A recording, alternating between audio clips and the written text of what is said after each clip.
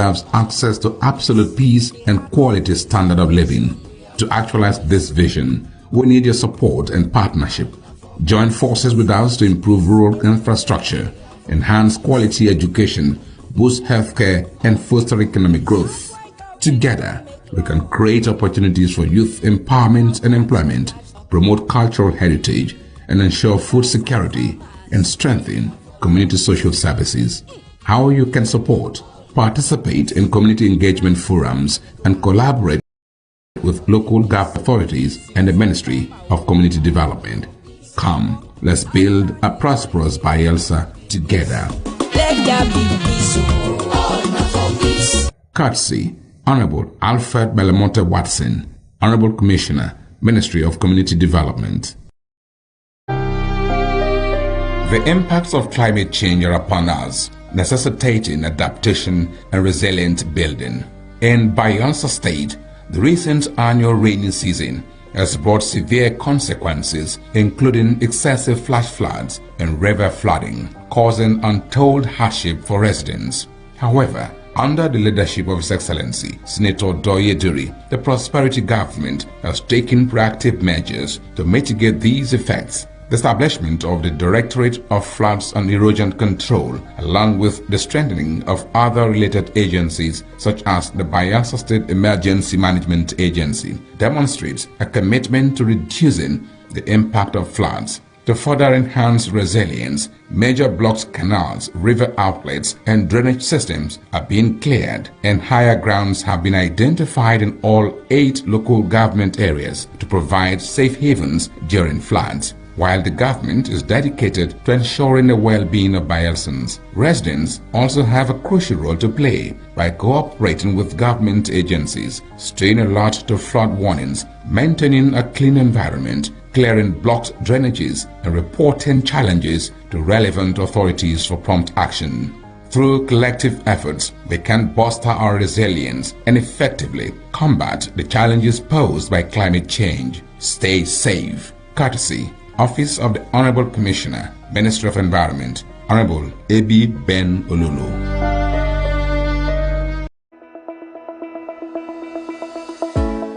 Every ripple starts with a single drop. In Bayelsa, that drop is the Education Development Trust Fund Board, EDTF. From the moment a child sits down to a nutritious meal to the day a scientist steps into a brand new laboratory, EDTF is there, turning challenges into opportunities. 5,000 meals served daily in our model boarding secondary schools. Biological sciences laboratory equipment delivered to Naija Delta University. 1,000 teachers and school leaders trained with the British Council. Special education teachers graduating from Ignatius Ajuru University under EDTF. Scholarship research grants fueling innovation in our state-owned tertiary institutions. TVET, science labs, water facilities, culinary kitchens, and clinical labs springing up across Bayelsa. Vocational scaffolding trainings and a computer-based testing center at UAT Tororua. These are not just projects, they are ripples that spread across classrooms, communities, and the entire state. But a ripple grows stronger when more hands join the water. So whether you're an organization, or a corporate partner, or an individual who believes in education, you can be part of this ripple. Support EDTF and help us expand Ripple. Donate, partner, or volunteer today. Together, let's transform our educational landscape. EDTF, building futures and putting smiles on faces.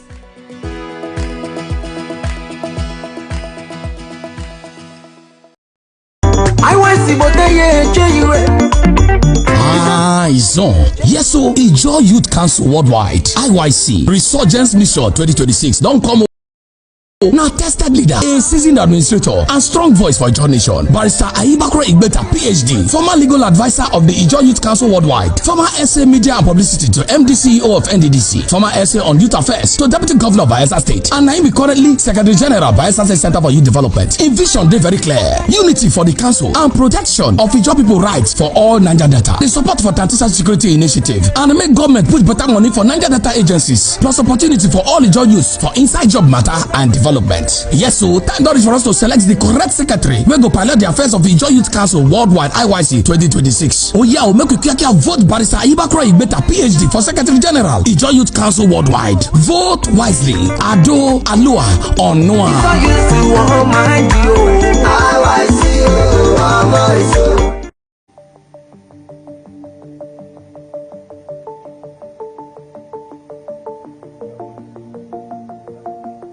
One of the problems we have in Nigeria is that it's difficult to have solid metals for creative engineering.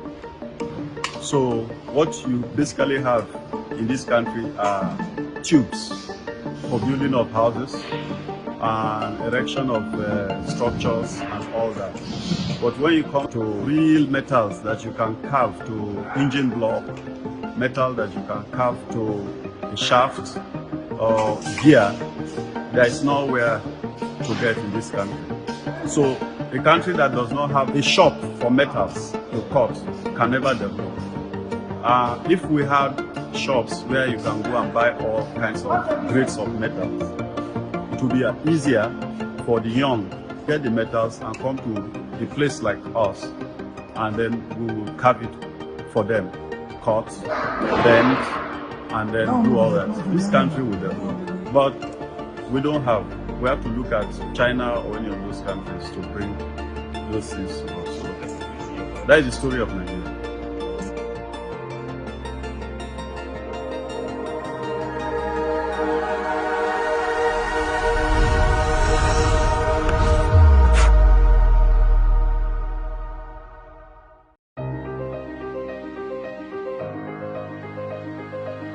Z10 for high-tech precision engineering.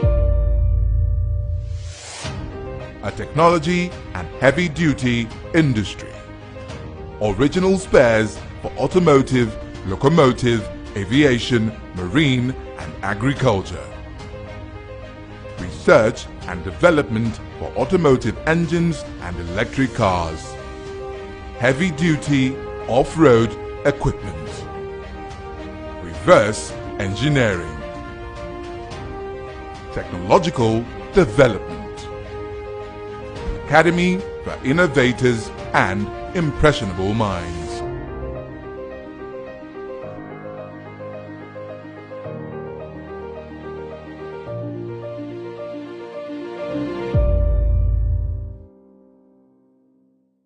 Country people, as the second phase of nationwide continuous voter registration don't end so, INEC go begin display the preliminary register of voters from Wednesday 29th April go reach Tuesday 5th May 2026 for all INEC local government area office where the registration happen. Once the display start, chance go open for we country people to check whether their informate correct or any mistake they for how they take spell their name, date of birth or address. It never finish oh. Our people say if you see something, say something. People still fit do amebo give INEC if dem see name of person wey don die or foreigner wey im name don enter the preliminary register of voters, make INEC fit take comot dem. Make una join hand with us make our national voter register for better well. Na INEC dey bring una this message. Na we dey make una vote count. Na we dey make our democracy stand gidigba. Bayelsa State, home of peace, yo. We are for the peace. Dear esteemed community leaders and people of Bayelsa State, the Doiduri-led prosperity government is committed to transforming our rural communities into thriving hubs of development. We believe that every community deserves access to absolute peace and quality standard of living. To actualize this vision, we need your support and partnership. Join forces with us to improve rural infrastructure, enhance quality education, boost healthcare, and foster economic growth. Together, we can create opportunities for youth empowerment and employment, promote cultural heritage, and ensure food security and strengthen community social services. How you can support? Participate in community engagement forums and collaborate with local government authorities and the Ministry of Community Development. Come, let's build a prosperous Bayelsa together. Let there be peace, all not for peace. Courtesy, Honorable Alfred Belamonte Watson, Honorable Commissioner, Ministry of Community Development. The impacts of climate change are upon us, necessitating adaptation and resilient building.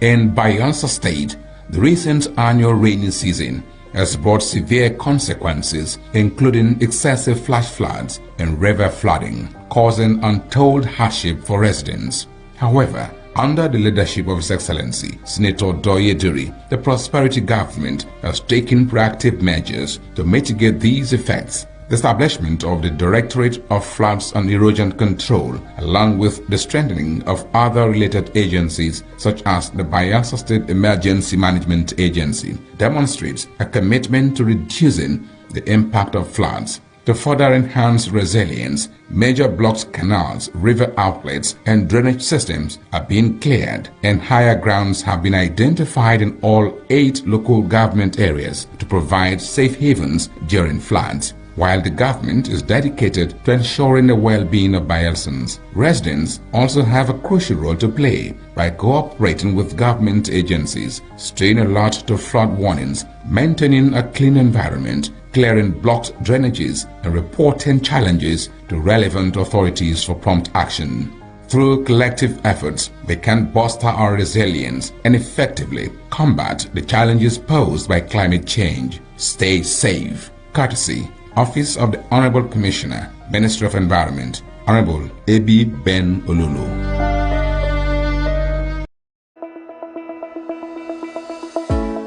Every ripple starts with a single drop. In Bayelsa, that drop is the Education Development Trust Fund Board (EDTF). From the moment a child sits down to a nutritious meal to the day a scientist steps into a brand new laboratory, EDTF is there, turning challenges into opportunities. 5,000 meals served daily in our model boarding secondary schools. Biological sciences laboratory equipment delivered to Niger Delta University. 1,000 teachers and school leaders trained with the British Council. Special education teachers graduating from Ignatius Ajuru University under EDTF. Thank you plenty for staying with us on the paper review segment of our daily podcasting here at Naija Live Television. My name is Henry Ahamwifla, and let's start you off this morning with what's trending nationally as we check out the Vanguard paper.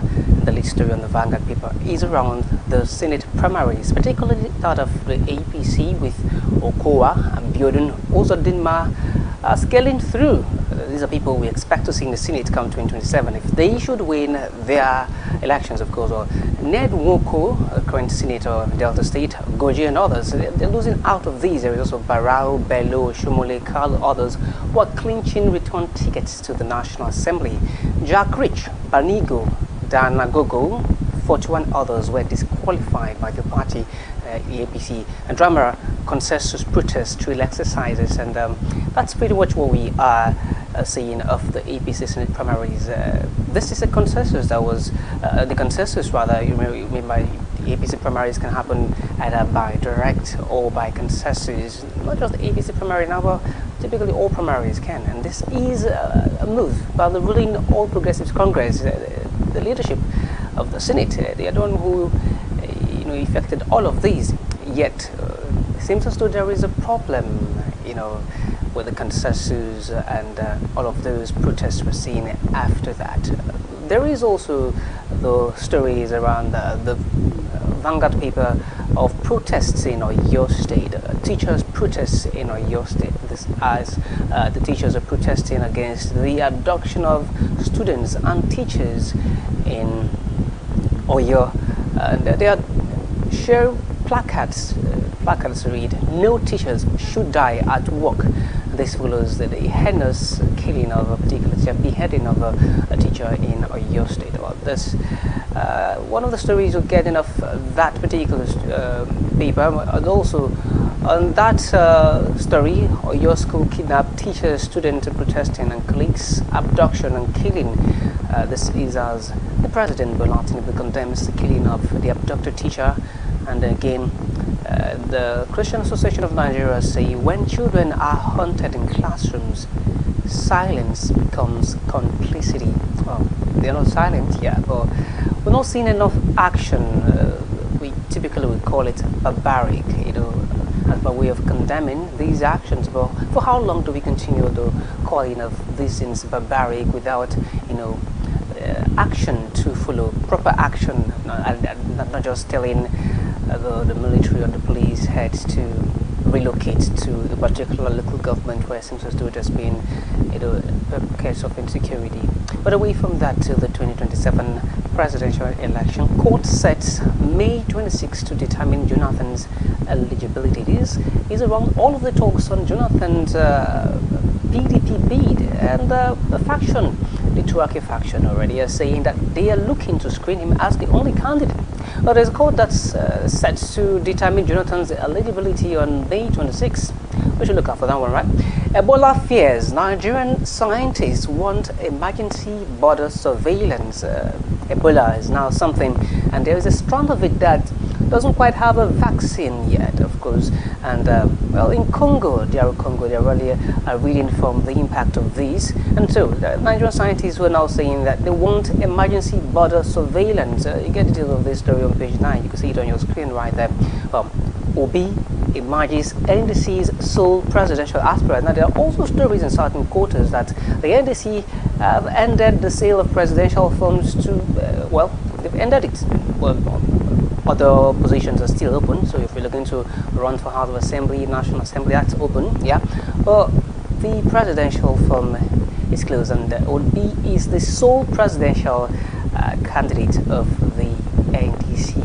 Very likely Obi Kwankwaso ticket. That's what we're seeing. Come 2027, it will be an interesting race with the likes of Sheyi Makinde, the likes of Atiku Amechi, the likes of well, Obi himself. And I mentioned earlier, good luck Jonathan if he emerges the PDP contested candidate, right?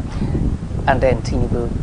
Maybe a 5-horse race in lieu of a 3-4 horse race we saw in 2023. Maybe a 5-horse race, 5 major candidates. Well, 2027 really would be an interesting time. We all will stay alive, and hopefully we'll also get to cast our votes. Well, above the nameplate of the Vanguard paper, Osun government Accord party raised alarm over planned mass arrest of officials and leaders. That's a story. Also, immediately above the nameplate of Vanguard paper, phone tapping charge. Court grants El-Rufai 100 million naira bail, and also, well, allegedly he's been rearrested by the DSS. The family is now coming out to cry out, say, how come? What's happening after granting of bail? One too many times we hear of the granting of bail, yet again a rearrest. On what charges this time? Many would want to ask. A jury begins deliberations in Alison Madro case alleged bribery trial. That's in the United Kingdom, right? Diaspora remittances stabilize at $21.8 billion in 2025 amid global pressure. Is also a story you're getting off the Vanguard paper this morning, and quickly we'll leave the Vanguard paper and we'll check out what the New Telegraph paper has got for us this morning. The New Telegraph paper starts with the Christian Association of Nigeria saying kidnappers are turning Nigerian classrooms into hunting grounds. They say Oyo teachers also protest colleagues' abduction, killing, and also shot schools. And Tinubu condemns killing, shows of others rescue, and also urges the National Assembly to accelerate process of creating state police. We're ready to listen to the abductors but won't give in to terror, says Governor of Oyo State, Sheyi Makinde. Something caught my attention right there. The President Tinubu urging the National Assembly to accelerate process of creating state police. Something that we could not achieve at the federal level. I mean, proper security. Would we achieve this when it's divided and then the state governors are the one who's responsible? I mean, absolutely responsible now for policing their states. Until that comes to fruition, yeah, we may not be able to tell certainly.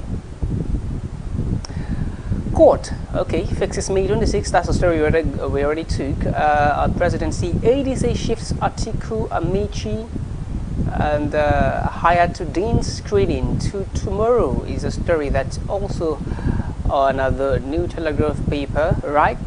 And CBN, Nigerians' appetite for imported food down as value dips 16.3% to $4.93 billion. Digital tax. Federal government unveils onboard platforms to boost confidence. It's also a story you're getting of the New Telegraph this morning.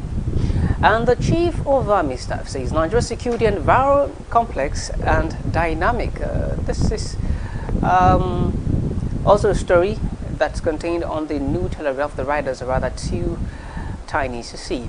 Well, Obi frowns at Tinubu's $11.6 billion debt servicing plan, and also that's the story you get of the New Telegraph this morning. APC senatorial primaries, the way they take theirs, they say Omo Agege, Nwoko, Chocho, Imasu lose tickets. We'll leave this paper and touch on the Punch paper this morning, and it's also reporting around the APC Senate primaries with Daniel Amosun, Virtuous crashing, and Biodun Ozodima Bello winning. And away from that to a story that's contained on page 9 of the Punch paper. Lagos plans end to disco band classification. And outside of our shows on the US-Iran crisis, Nigerian crude nears $120. The impact of that, right? Yes. Lagos shawarma vendor shot dead by suspected cultists is also a story you get on pages 4 and 5. Tax reform. Federal government opens free dispute settlement channels. Jonathan, AGF opposed 2027 eligibility suit. Page 12 has details of that story. And right, we would now leave this paper to check on what the Daily Trust is reporting. They say Nigeria bleeds as politics takes center stage. While Nigeria bleeds, politics takes center stage. In the words of the Senate President, it's the political season that's causing all of these insecurity, we're saying. Well, the Daily Trust is reporting that abducted teacher has been killed in Oyo, much like what we've seen in other papers. 7 soldiers also in Sokoto State. Someone is sending a letter to the president. Mohammed Ibrahim is sending a letter to the president. He says he's doing this for Bauchi APC concerned stakeholders. He's asking the president to intervene in Bauchi and also to call Professor Pate to order. One would think that this is a story that's asking the president to intervene in security, but rather it's another political story, and it's contained on Daily Trust paper. Immediately after, beneath rather, the masthead of the paper. 91 days after, El Rufai remains in detention. For 91 days, he's been in detention. Tanker crashes into house, kills woman, grandson, a rather sad story there. And I take the Nation paper now, with the lead story being around the Senate race, and I leave that to check on the story that's above the nameplate on Tinubu and security closing in on Oyo pupils abductors that well, Tinubu saying that, and also Makinde saying is that we would not succumb to terror. And also, they're also giving the revelation into how El-Rufai's TV interview ignited phone tapping probe by DSS, and Nigeria deploys troops in Benin Republic to protect democracy. Many would ask, why is that? And our democracy is almost falling apart. Why are we sending troops to Benin Republic? We have enough security problems. We're even looking to recruit more police officers and even military. Here we're sending troops to another country. To what end?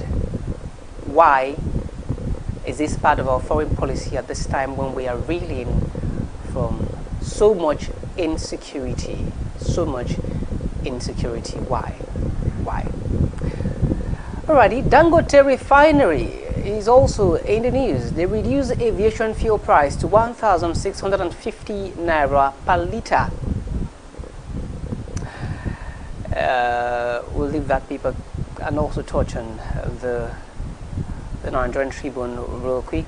The Nigerian Tribune paper this morning reports around your school adoption as the lead story. And also, Ondo APC group petitions national chairman over alleged kangaroo reps primaries.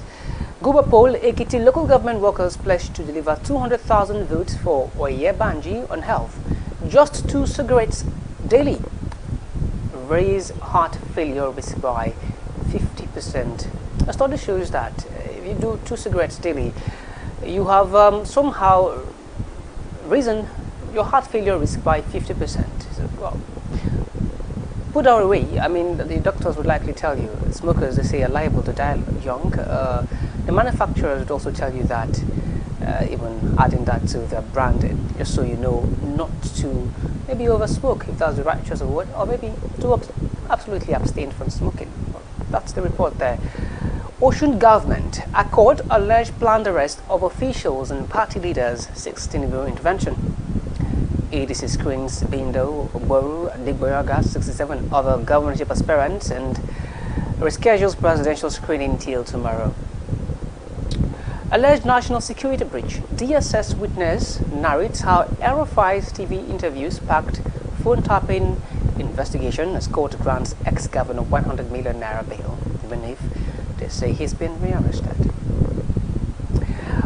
Alrighty, let's check out what the Guardian paper is reporting. Pretty much the APC primaries, and then military intensifying anti-ISIS operations, killing 20 fighters and fresh airstrikes on page 30 there. And on the 2026 Guba polls, Ocean government, Accord party alleged planned mass arrest of officials and leaders, and also EDC blames Tinubu for Aerofi's detention rules as ICPC defense procedures. These are the stories of the Daily Trust people this morning. The Guardian, I beg your pardon. And court sentences potato seller to life imprisonment over sexual assault.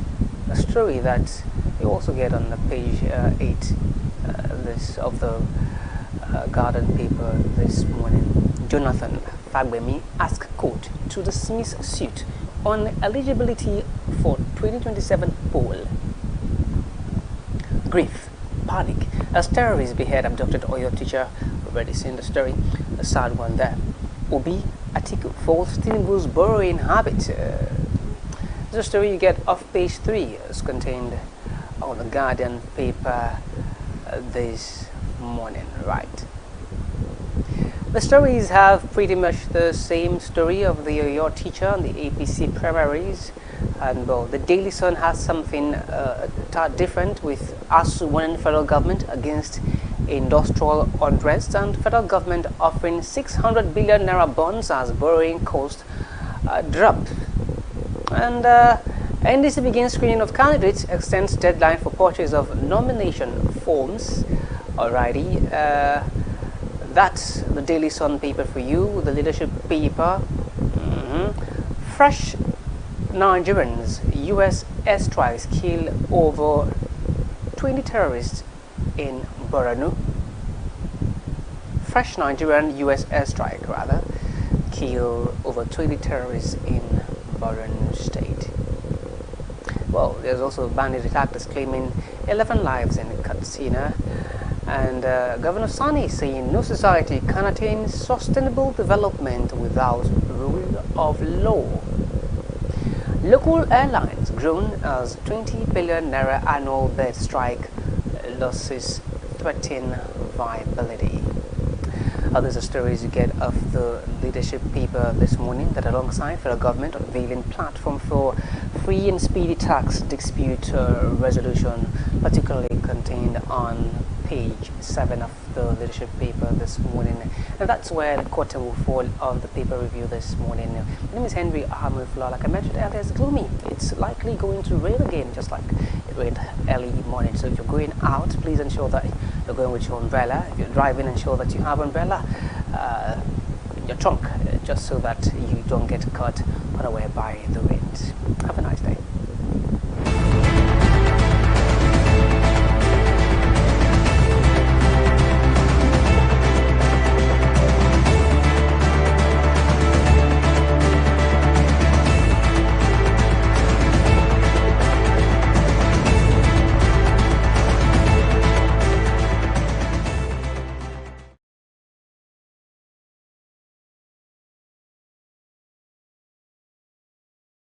Bayelsa State, home of peace, yo. We are for the peace. All for peace. Dear esteemed community leaders and people of Bayelsa State, the Doyiduri-led prosperity government is committed to transforming our rural communities into thriving hubs of development. We believe that every community deserves access to absolute peace and quality standard of living. To actualize this vision, we need your support and partnership. Join forces with us to improve rural infrastructure, enhance quality education, boost healthcare, and foster economic growth. Together, we can create opportunities for youth empowerment and employment, promote cultural heritage, and ensure food security and strengthen community social services. How you can support: participate in community engagement forums and collaborate with local government authorities and the Ministry of Community Development. Come, let's build a prosperous Bayelsa together. Let there be peace, all for peace. Courtesy, Honorable Alfred Belamonte Watson, Honorable Commissioner, Ministry of Community Development. The impacts of climate change are upon us, necessitating adaptation and resilient building.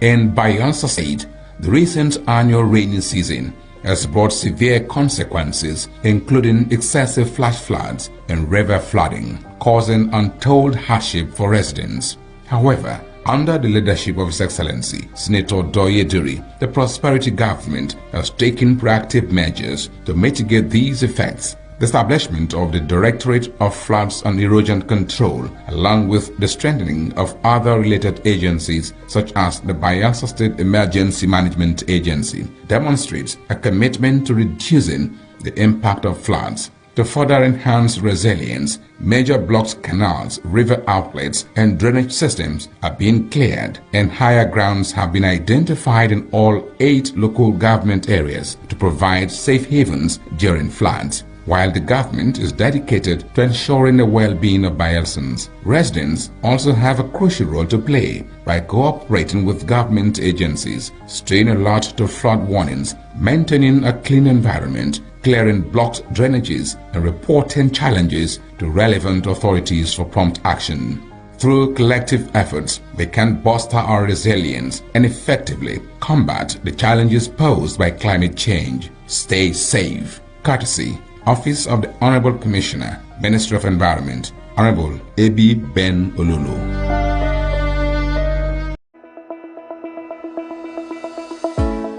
Every ripple starts with a single drop. In Bayelsa, that drop is the Education Development Trust Fund Board (EDTF). From the moment a child sits down to a nutritious meal to the day a scientist steps into a brand new laboratory, EDTF is there, turning challenges into opportunities. 5,000 meals served daily in our model boarding secondary schools. Biological sciences laboratory equipment delivered to Niger Delta University. 1,000 teachers and school leaders trained with the British Council. Special education teachers graduating from Ignatius Ajuru University under EDTF. Scholarship research grants fueling innovation in our state-owned tertiary institutions. TVET, science labs, water facilities, culinary kitchens, and clinical labs springing up across Bayelsa.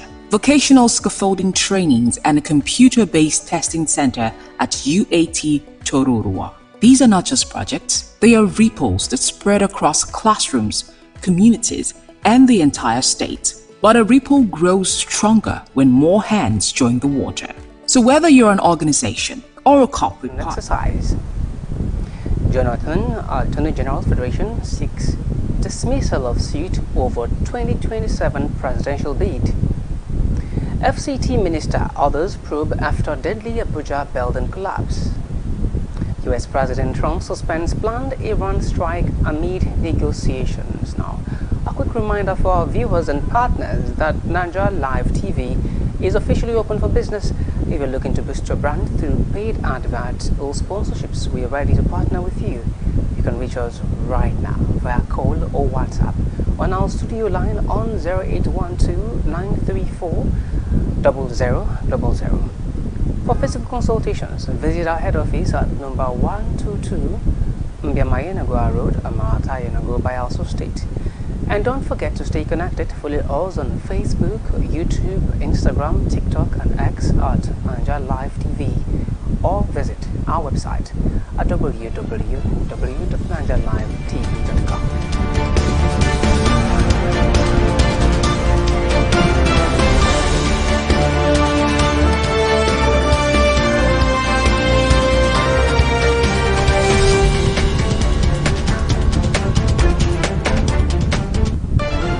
Welcome back. Bayelsa's Governor Doye Deri says the senatorial primary election of the All Progressives Congress across the state were conducted peacefully.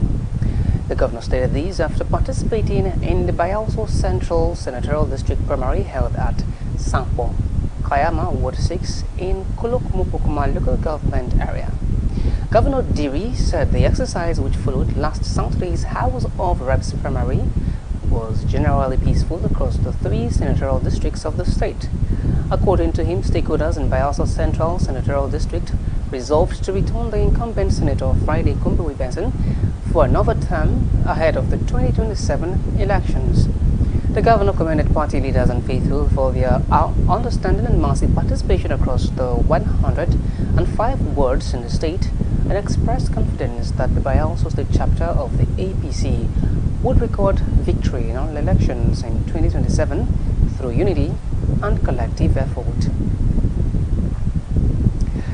Former President Goodluck Jonathan and the Attorney General of the Federation and Minister of Justice have asked the Federal High Court in Abuja to dismiss a suit seeking to stop Jonathan from contesting the 2027 presidential election. Justice Peter Lifu fixed May 26 for a composite judgment, including a ruling on an application filed by the plaintiff, John Mary Jidobi, requesting the judge to rescue himself from the case. In the originating summons, the plaintiff asked the court to determine whether Jonathan was constitutionally eligible to contest for the office of president under the provisions of the 1999 Constitution. Jidobi argued that Jonathan had exhausted the constitutional limit after completing the tenure of late President Umaru Musa Yar'Adua and subsequently serving another full term through the 2011 presidential election. The Minister of the Federal Capital Territory, Nyesom Wike, has ordered a full investigation into the collapse of a building in Abuja, which claimed 5 lives and injured several others. Wike also directed the affected construction site be sealed off immediately. The 3-story building under construction collapsed on Saturday morning in the Durumi 3 area near Gudu Market within the Abuja Municipal Area Council. The FCT minister, who visited the scene on Monday, described the incident as unfortunate and confirmed that enforcement actions had commenced, including arrests connected to the project. According to him, preliminary reports indicated multiple fatalities, while several persons were rescued from the rubble.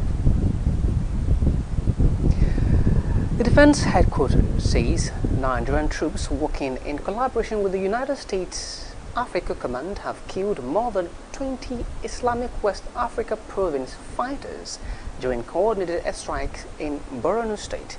According to the military, the operation was carried out in the general area of Metele following intelligence reports on the movement and convergence of terrorist elements within the region. In a statement, the Director of Defense Information, Major General Samaila Uba, the Defense Headquarters, said the strikes were part of ongoing efforts to dismantle terrorist networks and deny insurgents safe haven across the northeast. The military added that the latest offensive formed part of sustained coordinated operations against ISIS militants operating in the region. United States President Donald Trump says he has suspended a planned military attack on Iran following appeals from Gulf leaders on the commencement of fresh negotiations.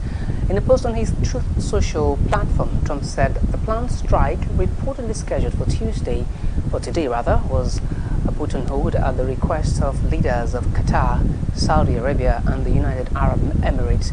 The U.S. president stated that he had been informed that a deal acceptable to the United States was likely to be reached, insisting that Iran must not possess nuclear weapons. Trump, however, warned that the United States remained prepared to launch what he described as a full-scale assault on Iran at short notice if negotiations failed. Meanwhile, a senior Iranian military commander cautioned the United States against making what he described as strategic mistakes and miscalculations again. Away from that, the United States police said 3 men have been killed in a suspected hate crime attack at a mosque in San Diego, California, after 2 teenage attackers opened fire before taking their own lives. The shooting occurred on Monday morning at the Islamic Center of San Diego while officers were already investigating reports of a possibly suicidal teenager who had run away from home. Police said officers responding to the mosque found 3 victims who had been shot at the front of the building. Later received another report of gunfire from a vehicle near a landscaper's location. Officers subsequently discovered the 2 suspects, aged 17 and 18, dead from self-inflicted gunshot wounds inside a vehicle located not far from the mosque. And that concludes the news on Naija Live TV at this hour. I'm Henry Hamwifla. Thanks for watching.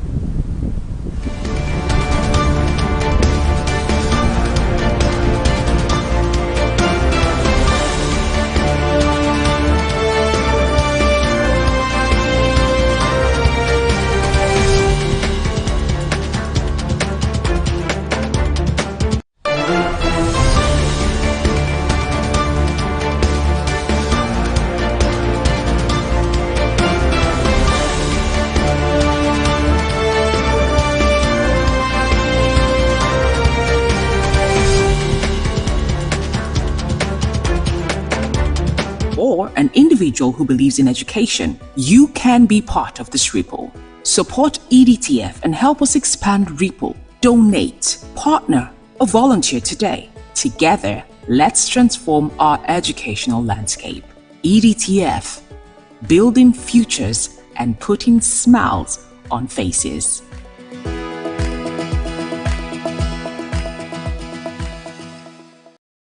I want to see what they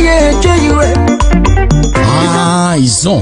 Yes, so Ijo Youth Council Worldwide, IYC, Resurgence Mission 2026. Don't come on. Now tested leader, a seasoned administrator, and strong voice for Ijo Nation. Barrister Ayibakro Igbeta, PhD, former legal advisor of the Ijo Youth Council Worldwide, former SA Media and Publicity to MD CEO of NDDC, former SA on Youth Affairs to Deputy Governor of Bayelsa State, and Naimi currently Secretary General Bayelsa State Center for Youth Development. In vision, they very clear. Unity for the council and protection of Ijo people rights for all Naija data. The support for Tantisa Security Initiative and make government put better money for Naija data agencies, plus opportunity for all Ijo youths for inside job matter and development. Yes, so thank God for us to select the correct secretary. We go pilot the affairs of Ijo Youth Council Worldwide IYC 2026. Oh yeah, we make a vote Barrister Ayibakro Igbeta, PhD for Secretary General Ijo Youth Council Worldwide. Vote wisely. Ado Alua on Noah.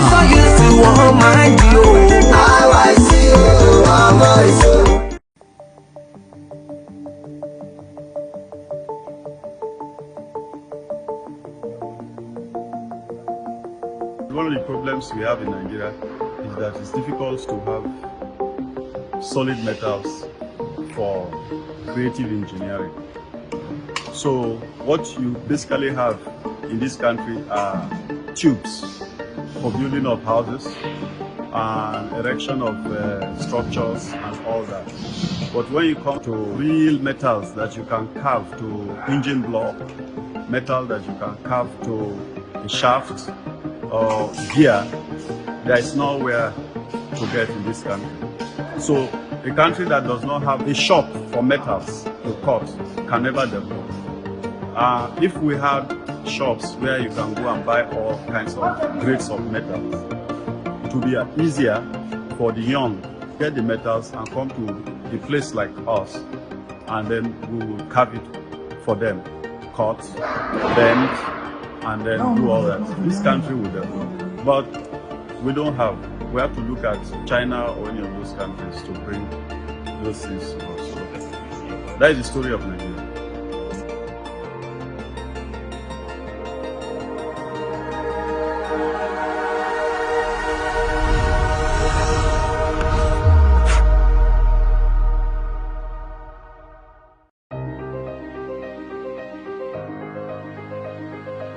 Z-Tin for high-tech precision engineering.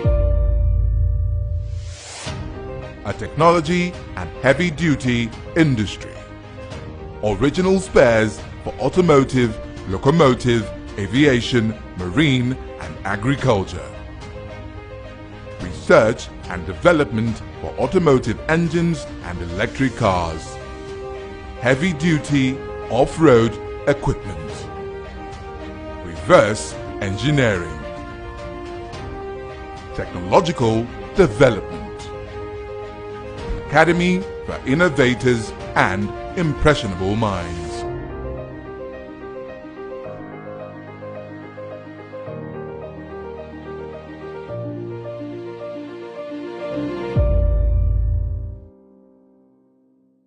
My country people, as the second phase of nationwide continuous voter registration don't end so, INEC go begin display the preliminary register of voters from Wednesday 29th April go reach Tuesday 5th May 2026 for all INEC local government area office where the registration happen.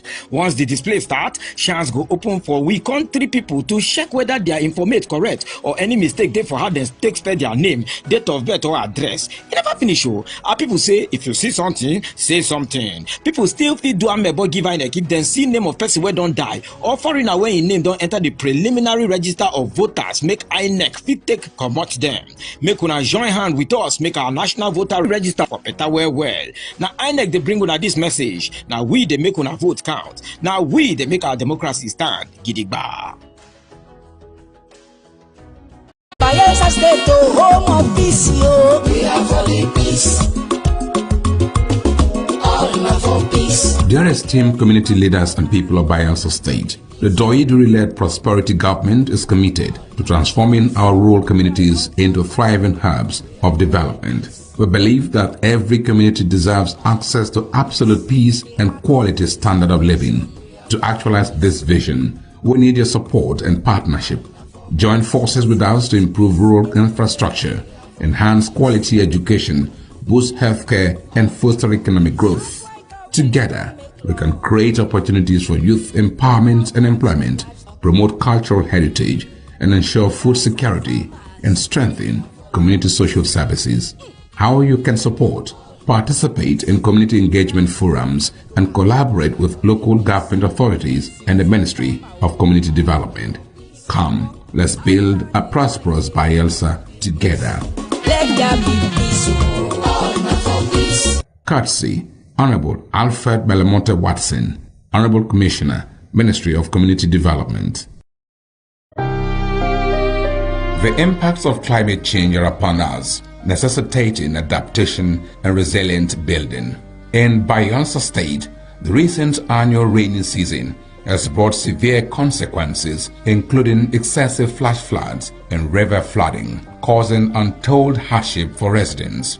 However, under the leadership of His Excellency, Senator Doyiduri, the prosperity government has taken proactive measures to mitigate these effects. The establishment of the Directorate of Floods and Erosion Control, along with the strengthening of other related agencies such as the Bayelsa State Emergency Management Agency, demonstrates a commitment to reducing the impact of floods. To further enhance resilience, major blocks, canals, river outlets, and drainage systems are being cleared, and higher grounds have been identified in all 8 local government areas to provide safe havens during floods. While the government is dedicated to ensuring the well-being of Bayelsans, residents also have a crucial role to play by cooperating with government agencies, staying alert to flood warnings, maintaining a clean environment, clearing blocked drainages, and reporting challenges to relevant authorities for prompt action. Through collective efforts, we can bolster our resilience and effectively combat the challenges posed by climate change. Stay safe. Courtesy, Office of the Honorable Commissioner, Ministry of Environment, Honorable A.B. Ben Olulu.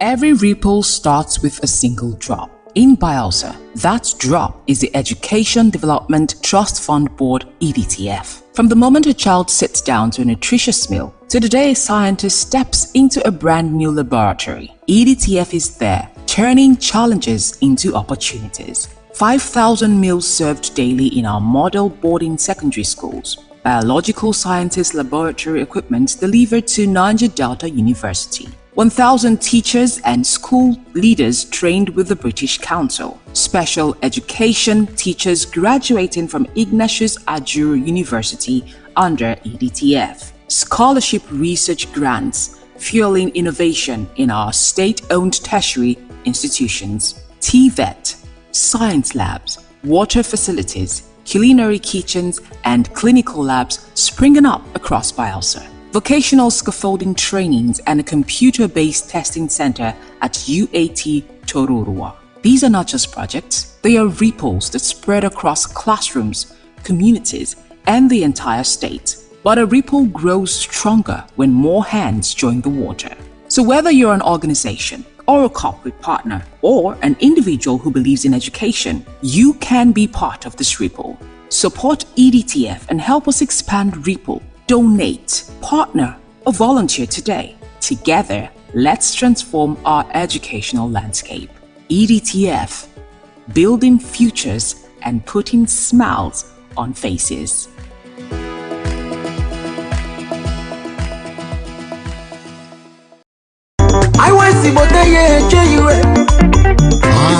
It's on. Yes, so Ijo Youth Council Worldwide (IYC) Resurgence Mission 2026 don't come o. Now tested leader, a seasoned administrator, and strong voice for Ijo Nation. Barrister Ayibakura Igbeta, PhD, former legal advisor of the Ijo Youth Council Worldwide, former SA Media and Publicity to MD CEO of NDDC, former SA on Youth Affairs to Deputy Governor of Bayelsa State, and Naimi currently Secretary General Bayelsa State Center for Youth Development. In vision, they very clear: unity for the council and protection of Ijo people rights for all Naija Delta. The support for Tantisa Security Initiative and make government put better money for Naija Delta agencies, plus opportunity for all Ijo youths for inside job matter and development. Yes, so time is for us to select the correct secretary. We go pilot the affairs of the Ijo Youth Council Worldwide (IYC) 2026. Oh yeah, we make a vote Barrister Ayibakura Igbeta, PhD, for Secretary General Ijo Youth Council Worldwide. Vote wisely. Ado Alua Onua.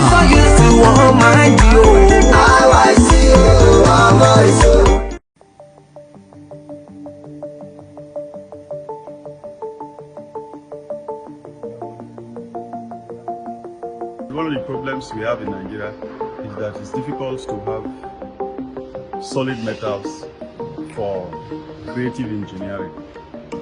So what you basically have in this country are tubes for building of houses and erection of structures and all that. But when you come to real metals that you can carve to engine block, metal that you can carve to a shaft or gear, there is nowhere to get in this country. So a country that does not have a shop for metals to cut can never develop.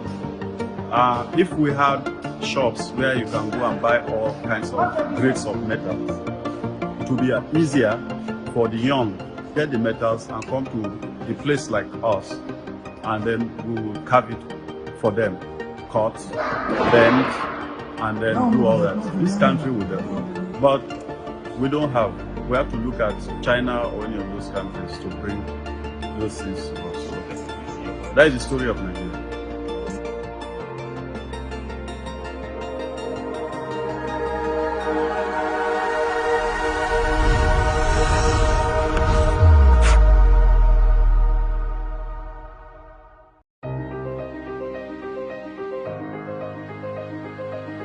Z10 for high-tech precision engineering. A technology and heavy-duty industry. Original spares for automotive, locomotive, aviation, marine and agriculture. Research and development for automotive engines and electric cars. Heavy-duty off-road equipment. Reverse engineering. Technological development. Academy for innovators and impressionable minds.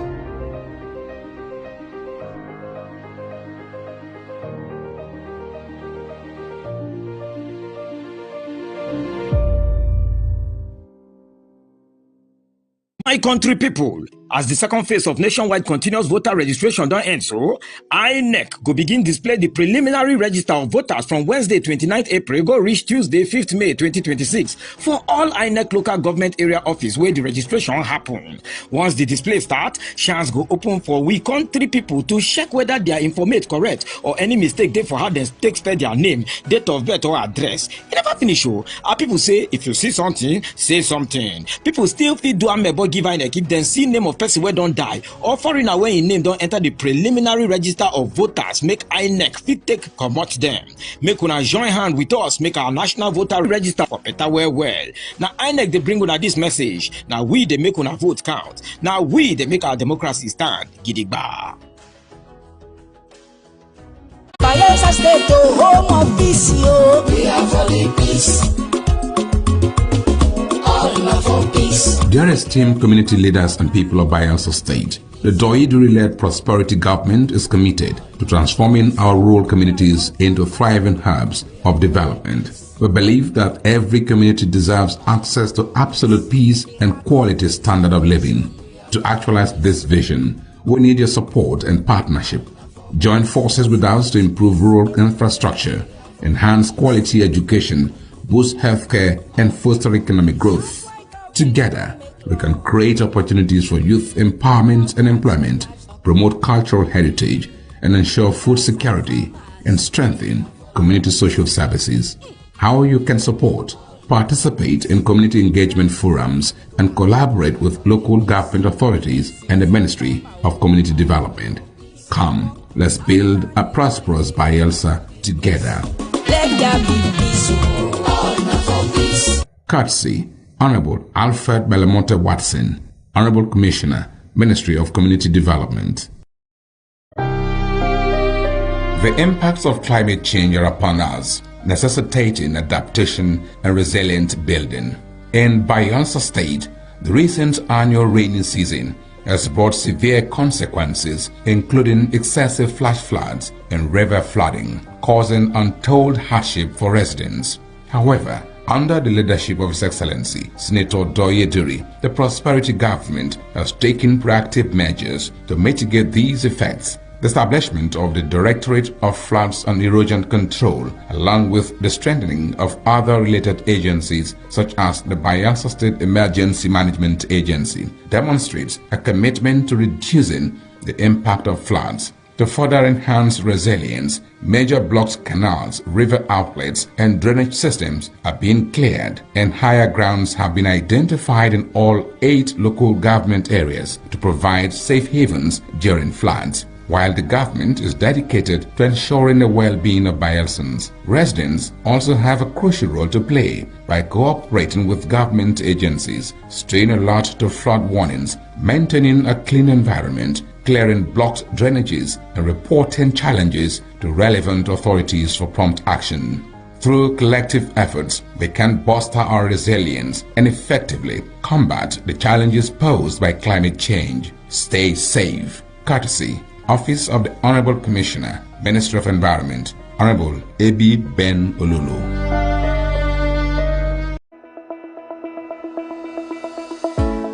Every ripple starts with a single drop. In Bayelsa, that drop is the Education Development Trust Fund Board (EDTF). From the moment a child sits down to a nutritious meal to the day a scientist steps into a brand new laboratory, EDTF is there, turning challenges into opportunities. 5,000 meals served daily in our model boarding secondary schools. Biological sciences laboratory equipment delivered to Niger Delta University. 1,000 teachers and school leaders trained with the British Council. Special education teachers graduating from Ignatius Ajuru University under EDTF. Scholarship research grants fueling innovation in our state-owned tertiary institutions. TVET, science labs, water facilities, culinary kitchens, and clinical labs springing up across Bayelsa. Vocational scaffolding trainings and a computer-based testing center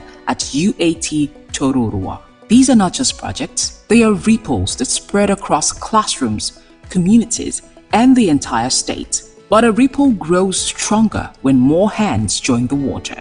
So whether you're an organization, or a corporate partner, or an individual who believes in education, you can be part of this ripple. Support EDTF and help us expand Ripple. Donate, partner, or volunteer today. Together, let's transform our educational landscape.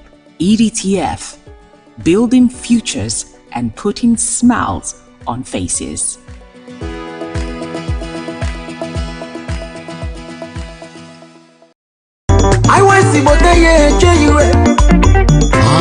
It's on. Yes, so Ijaw Youth Council Worldwide (IYC) Resurgence Mission 2026 don't come now. Tested leader, a seasoned administrator, and strong voice for Ijaw Nation. Barrister Ayibakro Igbeta, PhD, former legal advisor of the Ijaw Youth Council Worldwide, former SA Media and Publicity to MD CEO of NDDC, former SA on Youth Affairs to Deputy Governor of Bayelsa State, and Naimi currently Secretary General Bayelsa State Center for Youth Development. In vision, they very clear: unity for the council and protection of Ijaw people rights for all Naija data. The support for Tantisa Security Initiative and make government put better money for Naija data agencies, plus opportunity for all Ijaw youths for inside job matter and development. Yes, so time is for us to select the correct secretary wey go pilot the affairs of the Ijaw Youth Council Worldwide (IYC) 2026. Oh yeah, make we quick vote Barrister Ayibakro Igbeta, PhD, for Secretary General Ijaw Youth Council Worldwide. Vote wisely. Ado Alua Onua.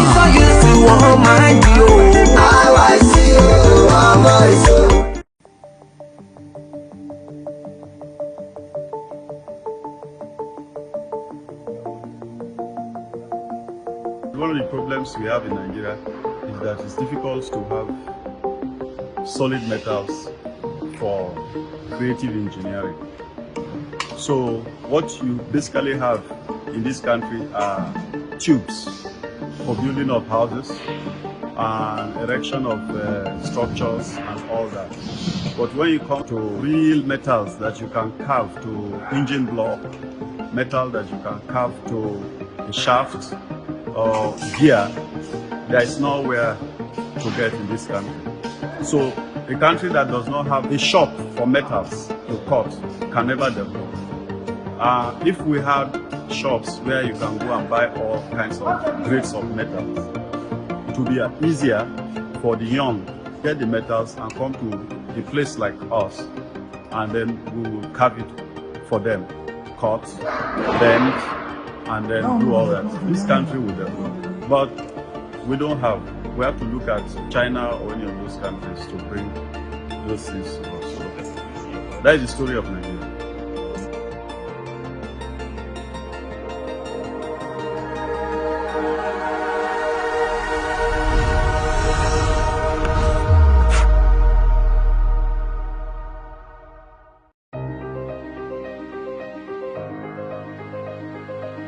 Z10 for high-tech precision engineering. A technology and heavy-duty industry. Original spares for automotive, locomotive, aviation, marine and agriculture. Research and development for automotive engines and electric cars. Heavy-duty off-road equipment. Reverse engineering. Technological development. Academy for innovators and impressionable minds.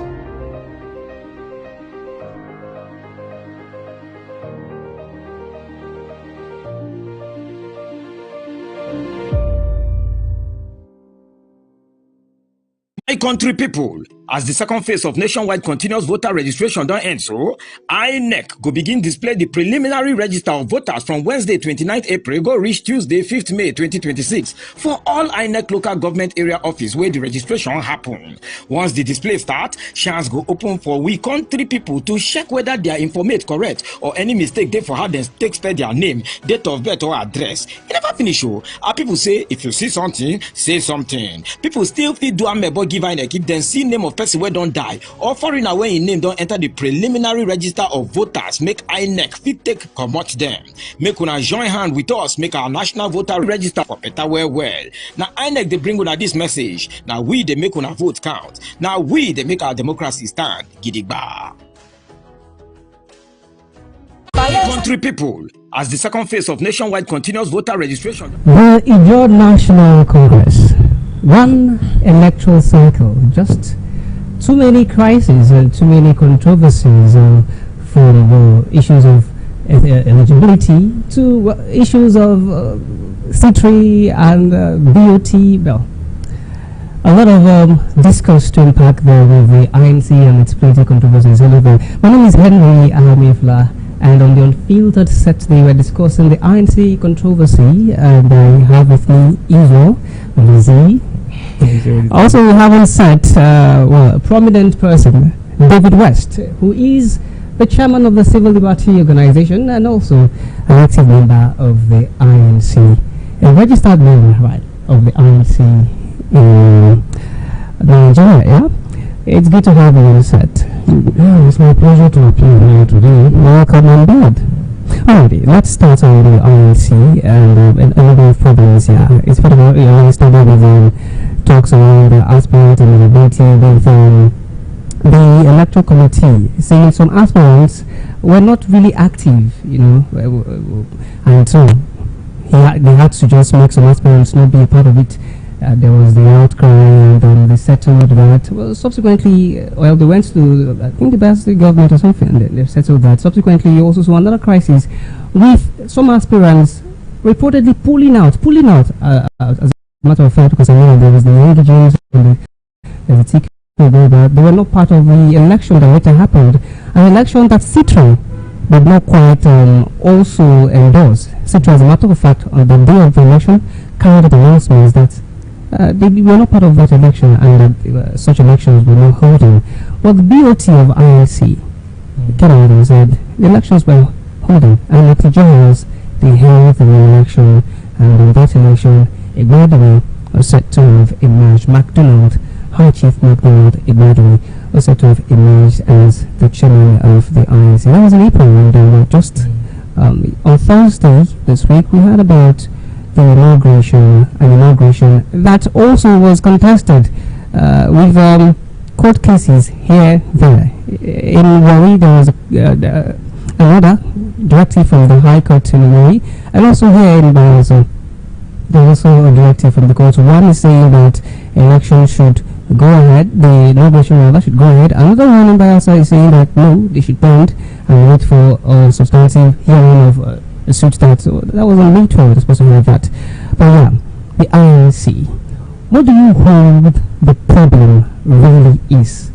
What can we, if we really look at it, what do we identify and hold is the problem, or something that's really the cause of this problem the INC is being worked by today? Yeah, once again, it's really pretty good to be here. The Ijaw National Congress, the INC, the apex socio-cultural body for the Ijaw people. The INC is the only authorized and recognized body to speak for the Ijaw people when it comes to the larger Nigerian society. And also, now that Nigeria is on a crossroad, rather, we don't need to take the back seats. We have to be out there like every other socio-cultural organization, the Arewa, the Ohanezendebo, Afenifere, and the likes.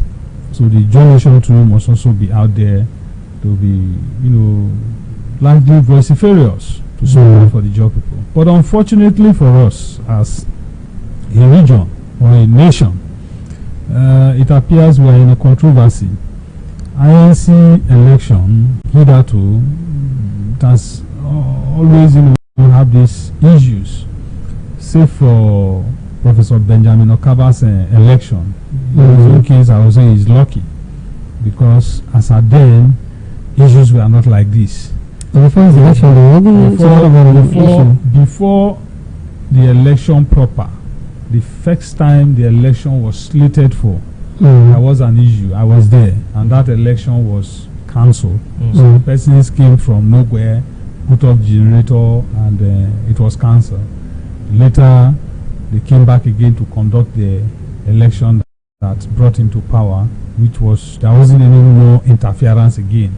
On that one, I think government interference or what have you.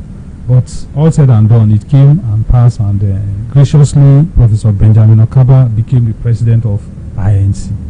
Now, his tenure gradually came, and he has served out his tenure by virtue of the provision of the INC constitution.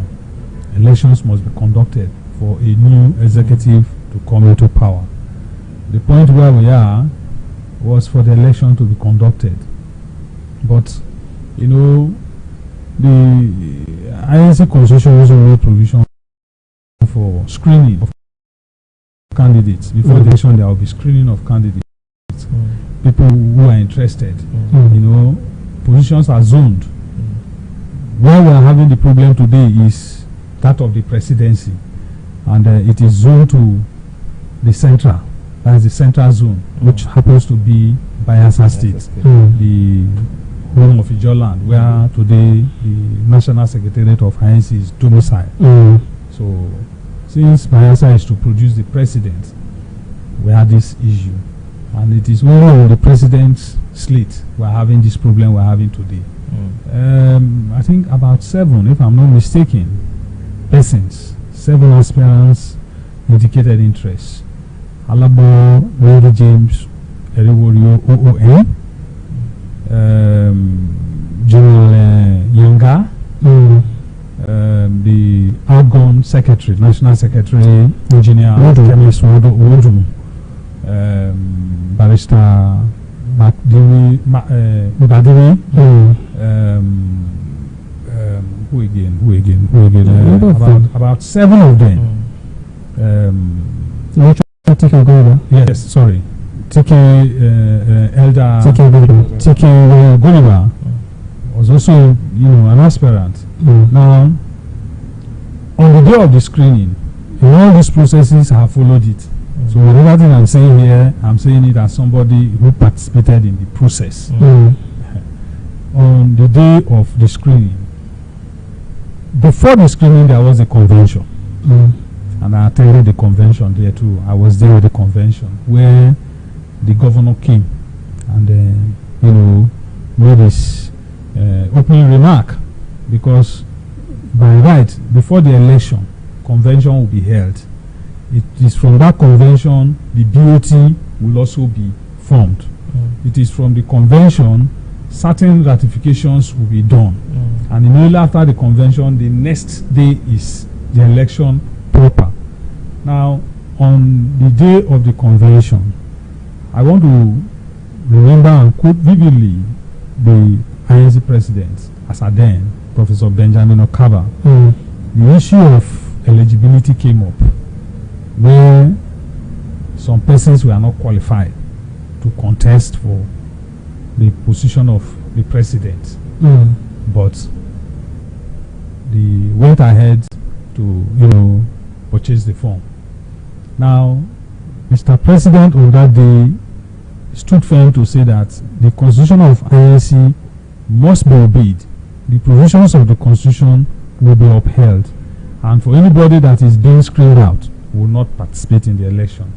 What is the main issue there in the screening? The likes of Elder TK Okoliba and some others. Okay, that way was also playing. Yes, were screened out, and I remember but we went to court. They were screened out. Reasons being that by virtue of the provisions of the constitution, for you to attain or contest, participate in the election, you must have been an active member of the INC. You must have held a position at least 12 calendar months, as it is said there. So when this issue came up, it was discovered that these persons were not, they've not, meet up to. I know it was when it was time for the election, he came to buy his form. But he said, by virtue of him being an German, and that's it. For the fact that you are a German, automatically you are a member of INC. There is age. If you are of the age, you have transcended from IYC to INC. Now, automatically you become a member of INC. But then, that does not mean you begin to hold positions. You must have served. So that issue came up. The following day the election was to be conducted. The likes of Tiki Oguriba and I think Mbadi, they went to court to stop that election that day. So the election did not hold again. It was put on hold because of the court notice that came. That injunction restraining the Eleco from further going ahead with the election. But before then, let me also use this opportunity to make this very clear, and it's a passionate appeal for future purposes. The Professor Benjamin Okaba-led administration came up with Eleco. Eleco members were selected. One of my friends was also a member of the Eleco, Dr. Major Itaimo. I think the chairman of the Eleco then was retired Justice Francis Tabai. His Royal Majesty was made the chairman of the Eleco. Now, after the screening committee had done their diligent work, and these persons were screened out, all of a sudden, I don't know whether it is from influence from any other quotas or whatever, the Eleco chairman, with due respect to His Royal Majesty, whom, in my own opinion, I knew very well that did not participate in the processes. As the chairman, he did not sit throughout the process. The convention, he was not there. He was represented by His Royal Majesty, the Pere of Tarakere, His Royal Majesty Koye was there. He was represented throughout the yes, as the chairman of the Eleco. You are talking about the election of Borden. Yes, the INC election as it is, the process. Yes. He was sitting in any of the meetings. Yes, the process. He was made the chairman of the Eleco. Now, as the chairman of the Eleco, I did not see him sit in the activities of the Eleco. Screening was done. He was not there. On the day of the convention too, the chairman of the Eleco was not there. He did not participate. He wasn't there. Now, after the screening committee had done their job to screen out these people, a U-turn was made. He only gave an instruction as the chairman of the Eleco that all persons, for the fact that they are all Ijaw people, should go and participate in the election. Which, in my humble opinion, I also kicked against it, and I granted the interview to that effect too, that things are not done that way. The constitution must be followed. I maintain the same position with Professor Benjamin Okaba, because that day of the convention, he stated it clearly that if you are not qualified, you are not qualified. We must uphold the constitution of the Ijaw nation, which is INC. Only for us to hear that those who were screened out, the chairman of the Eleco, without Justice Francis Tabai, His Royal Majesty, had given a go-ahead for everybody to go and contest the election. I opposed to it. I say no. If the constitution had given criteria, why not we follow the criteria? And it worries me so much when we begin to give responsibilities to people who will not physically have that, energy to be there to participate by virtue of his age. That sensitive position shouldn't have been given to him. So I think the constitutional provision is the beginning of that this crisis. That is the beginning of the problem. This present election we are hearing, the beginning of the genesis of the problem. Yes, as regards eligibility. Yes, it all started with the disqualification of these candidates by virtue of what the INC constitution states that they are not qualified. They were screened out. Now, having been aggrieved, went to court to halt the process. In that process, I think the governor was also, some persons went to the governor calling on him to see how these things can be resolved before the local chairman, my Lord Justice Tabai retired, His Royal Majesty, gave the directive that every person should go out there and contest for the election. But then, the proper day fixed for the election, that day the election did not hold because of this. In that morning, Professor Benjamin Okaba was served. In fact, he was served on the day of the convention, if I'm not mistaken. So, the election was truncated. All delegates came.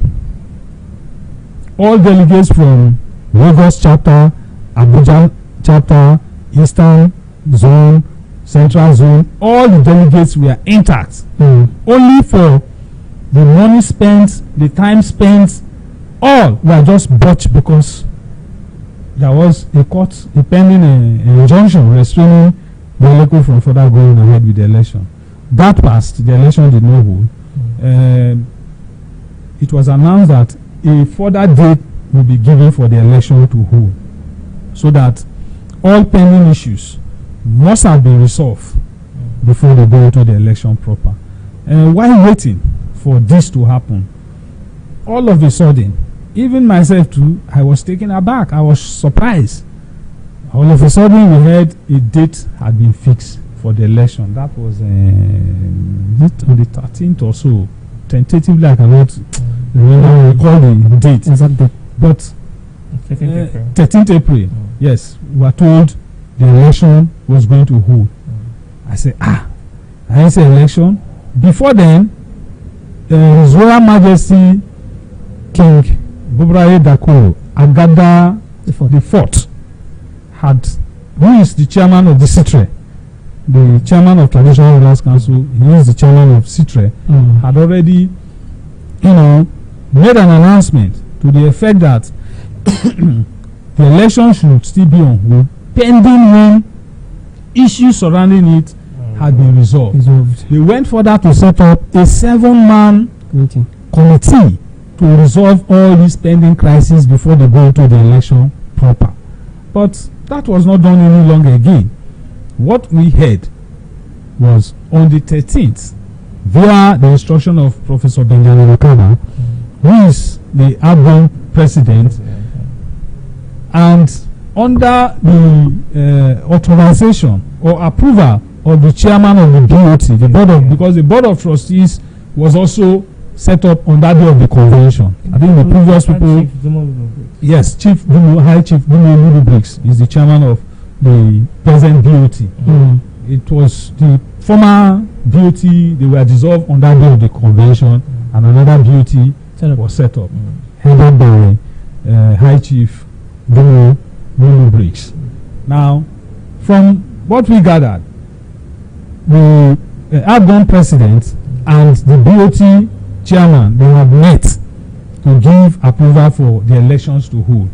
Before then, I think the tenure of Professor Benjamin Okada originally will elapse that day. And for me, this is my thinking, it will not be too fair for him in his capacity as the president. He is not able to conduct an election that will bring a successor. It will be difficult for him because after that day, certainly they will not act again. Caretaker committee will be set up that will conduct the incoming ESCO. So for him not to, exercise that function of his, he went ahead with the convention, the election on that 13th. That morning, I got wind of it through, it was a friend, just a normal gist. I think the friend was talking to somebody, said, I'm going to INC election. I said, INC, which election? INC is not doing election. There's an announcement stopping it. The person said, no, go to somewhere, there's an election. Immediately I have to dash in there to see what is happening for myself. Because in earnest, truth be told, the candidate I supported, and I will still support him any day, any time. Alabo Mengi James was the candidate I supported. When I got wind of it, I said, let me go there to see what is also happening. Only for me to get to his own election. From my observation, even the delegates that came, it appears for those nearby states, like Port Harcourt, Rivers State, and the Warri, it's nearby. So you can give an information this night or this afternoon. Before you say Jack Robinson, people will come in. Then what about the Abuja chapter? What about the Lagos chapter? Considering the distance and time it will take them to come. Because that thing was an emergency election. Well, the INC constitution, many also say gives them the right to hold elections online, some sort of e-voting kind of setup. When you say online, e-voting election, or the online election, like you put it, started. I think it was on the election the last election that brought in Professor Benjamin Okaba. Yes. That was where INC agreed, resolved that the election will be done via e-voting. E-voting, yes. Yes, the e-voting does not mean, although they say it's online, but from what I observed, you cannot remain in Abuja and vote because you need to get the code. The BOT chairman has in his words. Exactly. In his words. And I'm saying this because the BOT chairman, how many times has he participated in the activities of INC? He was just made a BOT chairman. Okay. He was not even in the convention where it was agreed that this thing will be done electronically. And more so, electronically does not mean you will be in Lagos, you will vote with your phone from Lagos. You need a code to access the voting website. Yes, there's a website. Where you can log on to. Yes. When you have the code. And you need a code. Actually, that code can be sent to those who want to participate. But then I'm still holding my ground, my view here that all the elections, the votings that took place in this, I don't know whether I'll call it botched election or controversial election. Let me use the word controversial, which should be very, very apt. This controversial election we are talking about, all the processes took place inside the Zonwari. None of the delegates voted from anywhere outer space. So if that is the arrangement and it is possible, why then people coming from Lagos and Abuja, they would have as well remained there for purposes of convenience and to save time. So you're saying in this last election, people did not vote remotely? It was only those people on ground that voted? The election, the voting, yes, was done but it was inside the hall, Yes, it was inside the hall. Nobody voted by way of outside, you are in Lagos or anywhere.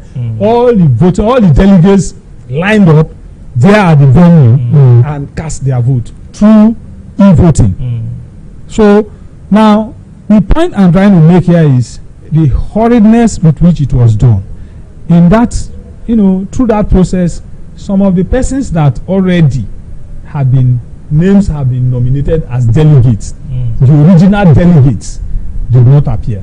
That is to say, the delegate list itself was altered. Well, you said 7 aspirants, right? Were all of the 7 aspirants present and participating in this election? The 7 aspirants, all were not there because before that, the day of the election, the announcement of the election just came up abruptly. While they went for a meeting, they were in a meeting, and it was agreed that for this election to take place, all the aspirants were in the meeting. Yes, they all agreed. Or maybe with the exception of Imadwe, right? Well, I don't know. To the best of your knowledge, how many of the aspirants or candidates were present that day of the election? That day of the election, the present person elected in the controversial election, the president, well, as it were, as alleged, I like to use the word as alleged. Okay. Yes, as alleged, the president as alleged, by the way, because I'm sorry to say it, I've still not recognized him as my president. This is me, it's my personal opinion. Yeah, he was present. Professor Franklin Osaisai, I did not mention him. Was also a candidate for the election. Osaisai was there. Who again? I think there were about 3 or 4 presidential candidates that were present. Alabon James boycotted. Engineer Wodu boycotted. Elder Tike Goriba boycotted. Then who again? 3 of them. 3 of them. The 3 of them boycotted. That means that 4 persons were. Yes, either 4 or 3 appeared there. These are persons I saw physically. I saw Professor Franklin Osaisai there, present. I saw Badiwe present. I saw, is it Wodu? No. No, I did not see Wodu, but I saw votes were allotted to this person's. Yes, in their absence. In their absence. And I was also asking, how come do you vote for somebody who said he had boycotted the election, or these persons we are not there. You are allotting votes for them. Who voted for them? Well, did he write? They did officially. Officially, they say yes. Officially, they did so that they are boycotting the election based on the instruction or the position taken by CITRE. Well, does the INC constitution recognize CITRE, Council of Traditional Rulers and Elders? Yes, CITRE is one of the, how do I put it? Is it body in the INC that is well recognized, because CITRE will do the inauguration of the new ESCO. When BOT has been established? No, the BOT is just an administrative body. Okay. Are you with me? Now, after the election, who is going to do the inauguration? That is the function of CITRE. They did say CITRE. You said by the Constitution. Yes. What's the power of CITRE? That's what I'm telling you. The power of CITRE by the Constitution. One, after screening, after the election, where there are issues, controversy, it is the responsibility of CITRE to listen to any petition that will be sent. Okay. Are you with me? To take care of issues that will arise from the conduct of the election. Again, CITRE is also empowered by the Constitution to do the inauguration of the new ESCO, the winners that will emerge. It is CITRE that will inaugurate them. Did you say CITRE or a traditional ruler? Not a traditional. CITRE as a body. CITRE as a body. And CITRE is made up of the traditional rulers. Okay. A very, very, highly revered and respected arm of. So you're saying the election that held in Ijo House and the inauguration held in Warri is illegal and illegitimate, unrepresentative of the Ijo National Congress and Ijo people. Is that what you're saying? Going by the constitution of INC. The inauguration that took place yesterday. Now, can we ask ourselves, why was that inauguration not done in the headquarters? And that is where the proper place for the inauguration. Does the Constitution specifically say that is where the inauguration should be done. Is that something that the Constitution specifically says? It was because of the statement of the governor of Bayelsa State stopping it from holding it. The governor of Bayelsa State, indeed, is the governor of the state. Yeah. And we're opportune to have the headquarters of Ijo Nation domiciled here in Bayelsa State. However, will not stop the activities of INC, Ijo Nation, to go on. So what the governor said was no inauguration. In fact, I did not even hear him say inauguration. He didn't say that. He did not say that. He only said he was not part of it. That his name was mentioned. People were deceived that he gave clearance for the election to go ahead. Because yes, the inauguration, not even the election itself, the 13th April election. The 13th April election. Because that day I was there, like I told you, when I went to the venue and discovered that some of the delegates who had already been cleared and registered, who had to vote, were not there. So emergency delegate lists, emergency delegates came up to fill in the vacant spaces of those people. There at the gate too, I was asking, I said, how can an election be going on and the governor or other persons are not here? The response I got was, they were in a meeting some few minutes ago and the governor had given a go-ahead for the election to continue. That was why, according to them, the Ijo House was open for the election to take place. That's where the governor is coming in to say, my name was used to deceive the people. I never gave any go-ahead for anybody to go and conduct an election. I wasn't part of it. Okay. That is where he's making this refutal. Okay. So, now, for me, I think because of the horrid nature and the outgoing president was bent on the election being conducted that day because of time, although it is the responsibility of the ELECU to conduct election, not the power of CITRE. CITRE does not have power to conduct election. And for CITRE to function, election must first of all be conducted. Issues must arise where CITRE will come in. But if election is not conducted, that means CITRE too will have no function. Well, if 4 persons were a part of the election, it means that four out of the 7 as candidates. 4 or 3. You're not certain now. But categorically, these persons vividly that I know pulled out of it. And the chairman of CITRE, which happens to be His Royal Majesty King Rurai Dakolo, Agada the Five, came up on air that morning. Even before the morning, there was an issue, a notice that this election should not hold, pending when these issues have been resolved. 7-man committee had been set up to look into this thing. Why then is the hurry to go ahead? But do you know the BOT also was on that morning? Several fora, public fora, saying the election was going to go ahead. The BOT, in my humble opinion, sir, with due respect to Alabo, Dumo, Lulu Briggs, he did not come to Izonware, the headquarters of Ijaw Nation. Now the question here is, I'm coming. Between the CITRE and the BOT, which supersedes the other constitutionally, not necessarily powerfully? When you say constitutionally, which supersedes, the BOT, by virtue of hierarchy, the BOT is there. However, the CITRE has its own role too, function to play.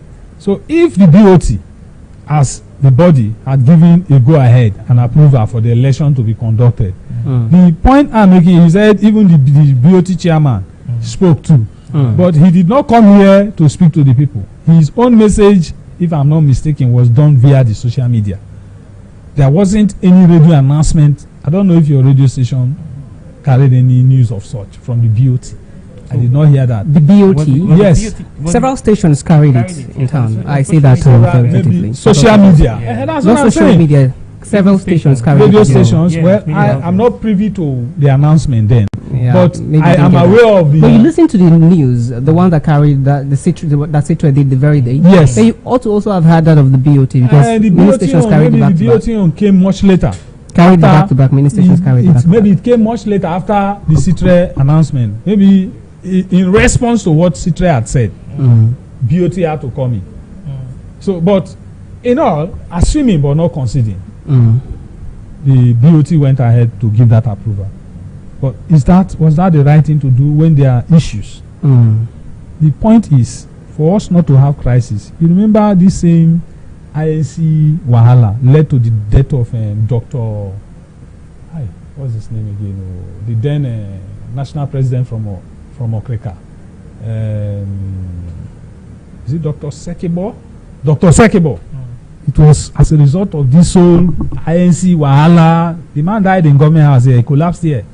The same INC Wahala issue.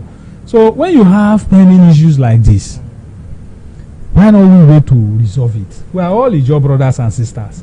Why not resolve this so that, just like the election that brought Benjamin Okaba, nobody went to court. Okay, after his election, nobody challenged the process. Let's really understand, because the question I had asked you, you did not quite touch. I mean, you just played around the immediate causes. Now, it seems as though whenever there is an INC election, even before Benjamin Okaba, there was crisis. All right, this one we saw crisis.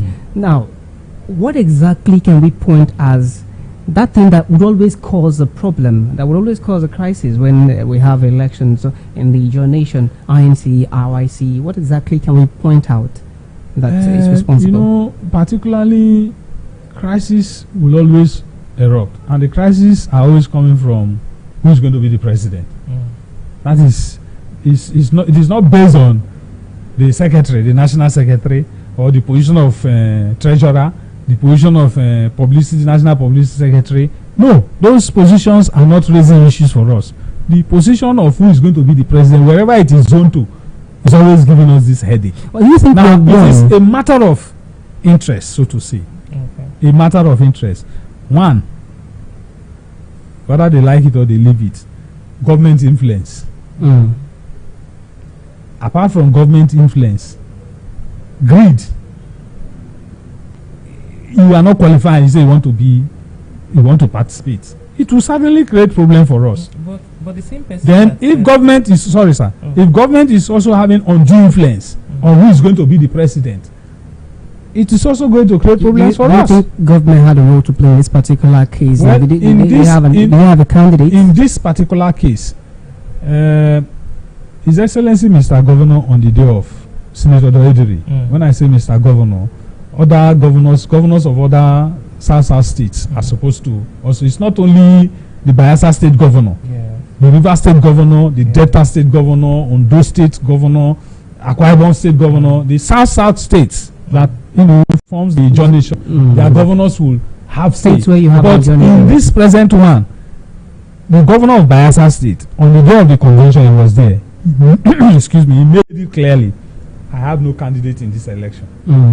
I have no preferred candidate. That's his word. I have no interest, as invested interest that Mr. A must be. Did they have a meeting with them? Yes, not with them. The convention, the general convention to the election. He made it clearly in his statement while he was addressing us that I have no preferred candidate. So if I should take him on his words, he did not influence anything. He had no role in this whole crisis we are facing today. He's out of it. The governor is out of it. That's from what he said, and I want to take. But if he had no role, why then would the LECO and the BOT, the subsisting president then, outgoing president now, decides to take the inauguration to Warri? That's not even an Ijaw speaking place. When you say many would say it's because the Ijaw house was not available. No, you see,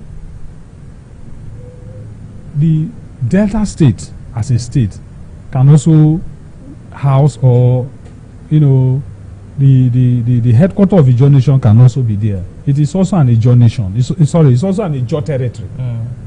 It can also be in Rivers State. So we have given that respect to Bayelsa State as the home of Ijaw nation, the headquarters of the election. The election happening in Warri does not invalidate it. The inauguration happening in Warri does not invalidate the inauguration. Well, as far as I'm concerned, it invalidates it. How does it invalidate it? Yes, it's just like, look at it this way. Let me bring the assembly, for instance. All issues, all lawmaking, all elections, anything that has to do with whether impeachment must be done in the Halo chamber.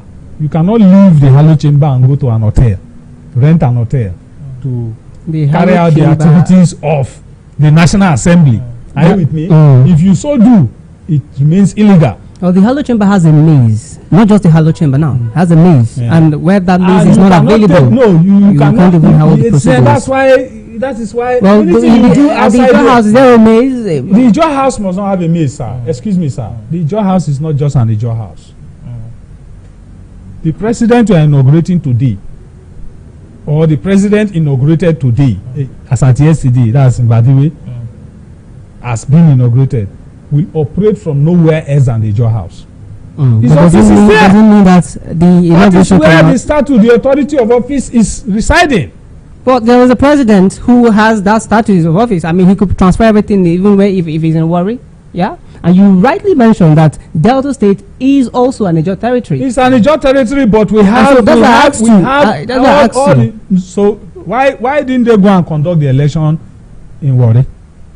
Why was the election conducted? The election conducted at his own house. Yes. Now they thought best that maybe Warri. That's why. No. All activities. Delta State is also an Ijaw territory. I would have come with the INC constitution. I have it. I would have come with the constitution and show it to you that all activities of Ijaw nation must be conducted at the Ijaw house. That is where all activities will be conducted, not anywhere else. And that is why the office of the president is also there. The office of all other executives are there. If you have any correspondence or any issue today, where do you go to? You go to Ijaw house, where you meet the president. So the Ijaw house is where anything that has to do with INC, Ijaw nation, that's where it is supposed to be done.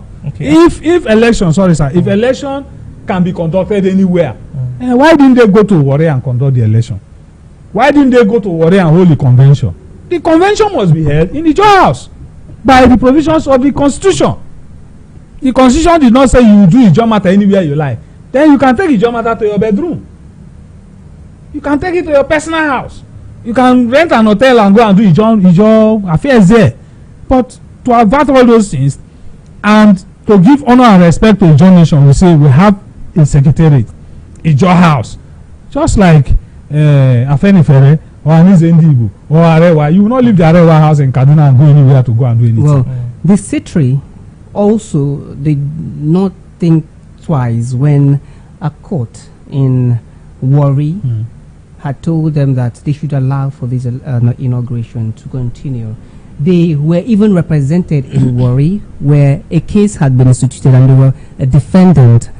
His Royal Majesty Dakulu Agara IV had a representative, a legal representative in Warri. They did not think, because this is not an Ijaw territory, so therefore, I mean, even if they made that kind of argument, at the end of the day, were subject to the court's order, because this is Nigeria. Sir, let us not also be oblivious of the fact that there is a substantive interim injunction restraining the election not to take place on that 13th. Are you aware of that? It's the court we are talking of. Okay, so there is a subsisting here in Yenegua. Yeah. The high court, yes, that 13th election. These persons who boycotted the election, Chief Elder Goba, particularly Wudu, they went to court, or he went to court to institute a matter restraining the election on that day not to take place. Was that order obeyed? That's the question. So if there is already a substantial injunction restraining, they did not obey it. Okay, again, now let me leave that aside. They went to Warri to obtain an order, a waiver, an approval from the court, isn't it? Stopping Citre from interfering with the inauguration. That's what we call territorial jurisdiction.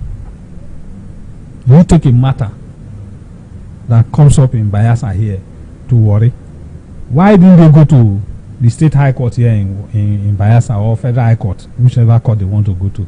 Territorial jurisdiction. And again, too, already these people have gone on air to say, look, stop this election.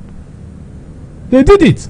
So if they are going to Warri, look, we should not turn Ijaw nation's affairs to, with all due respect, it's not as if I'm calling PDP or APC or anything, or AGC. We should not turn it to these political parties issue where go to different courts to shop for one other or the other. So no. I don't subscribe to that.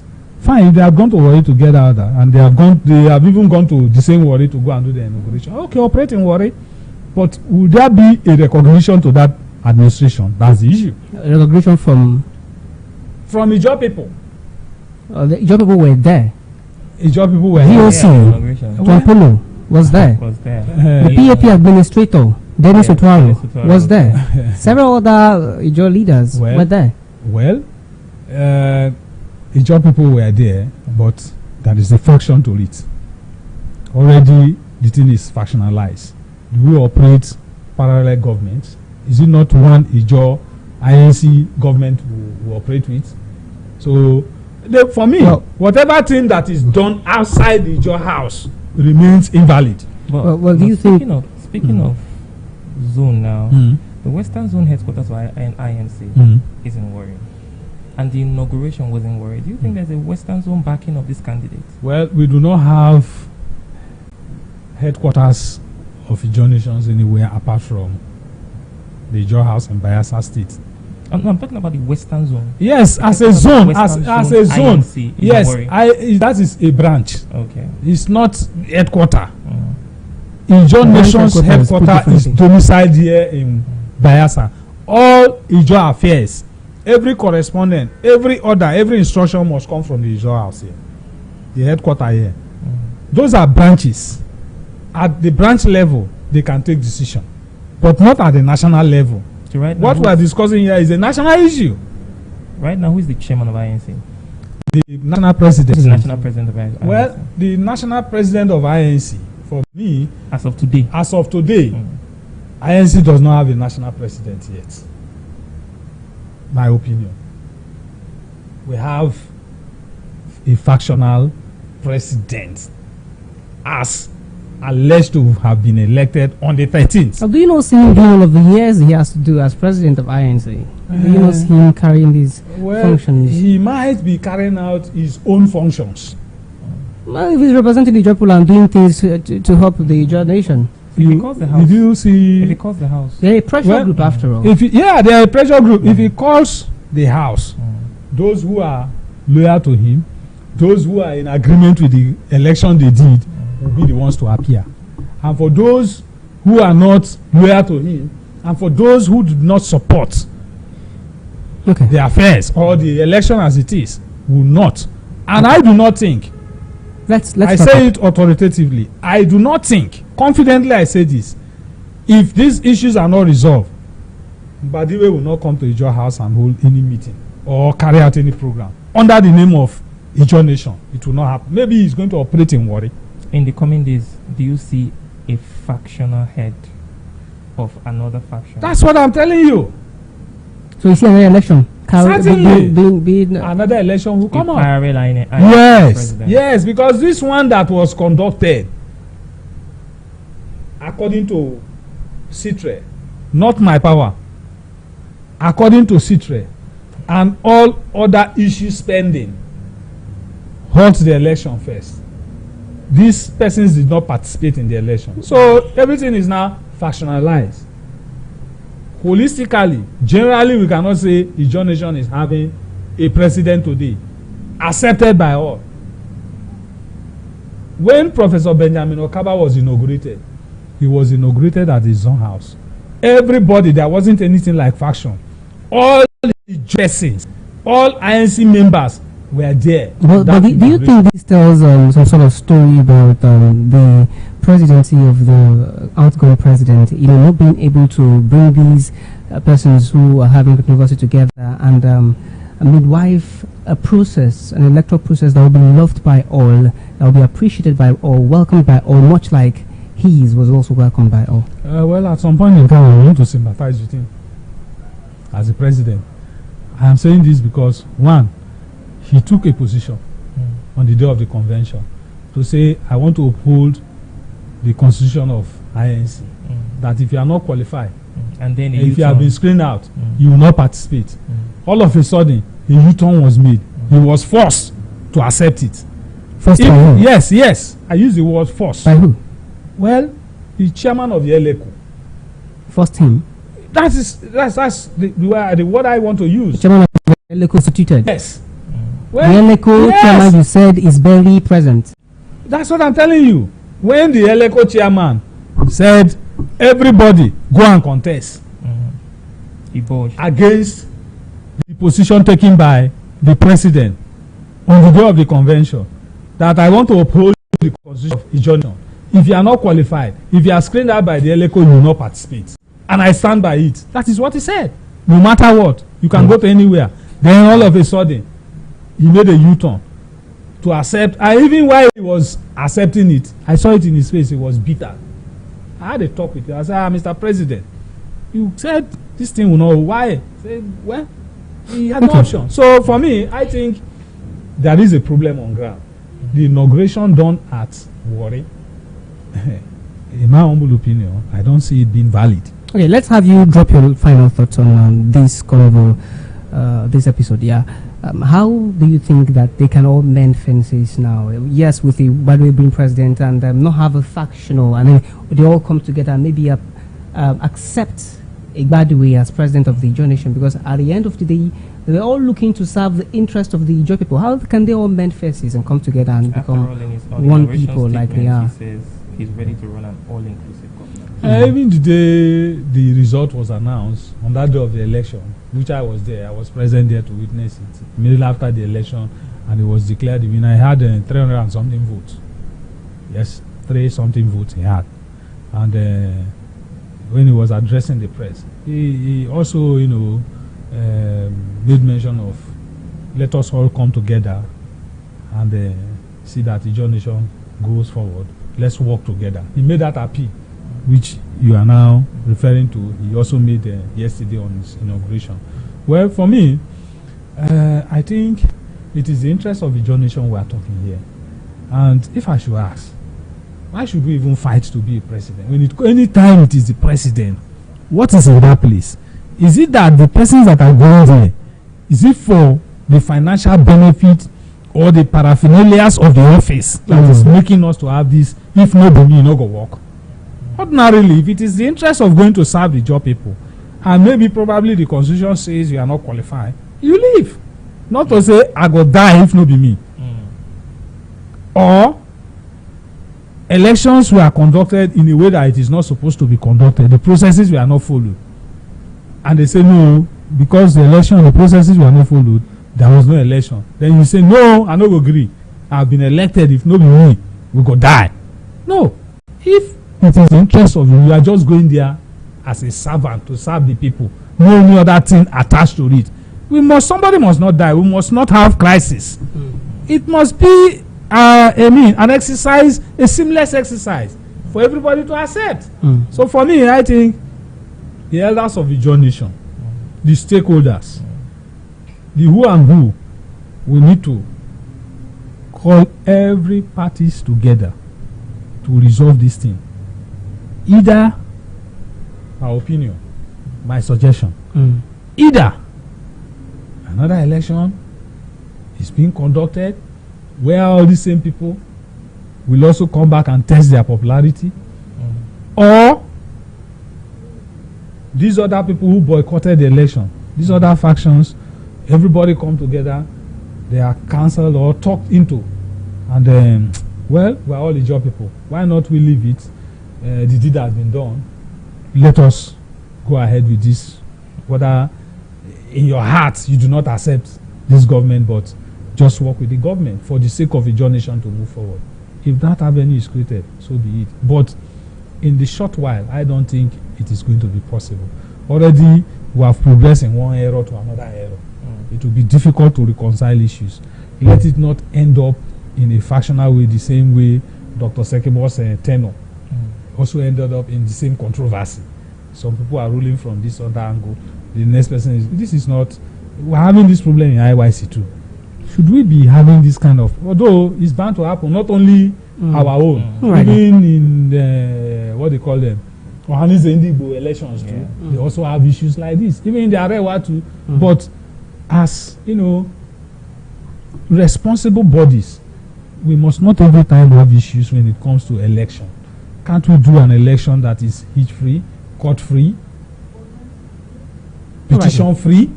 It is possible, it is doable if we love the John Nation and you are going there to serve the people.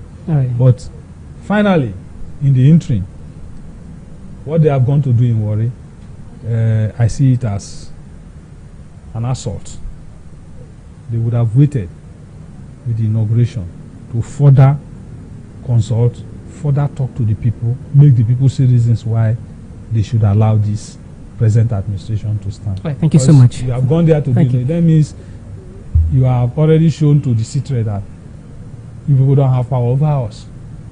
And if CITRE does not inaugurate you, who will inaugurate you? Okay. Thank you so much, Mr. West, for helping us unpack this episode of the podcast. It's my pleasure. It's my pleasure. Ijaw Nation must move forward. All right. Yeah, truly, Ijaw Nation was to move forward, and hopefully that they resolve their differences and will come work together for the interest of the Ijaw Nation. It's been Unfiltered 234. I've been with Israel and also Comrade David West, who is the chairman of the Civil Liberties Organization and also a member of the Ijaw National Congress. My name is Henry Ahamwifla. Till the next time. Bye-bye.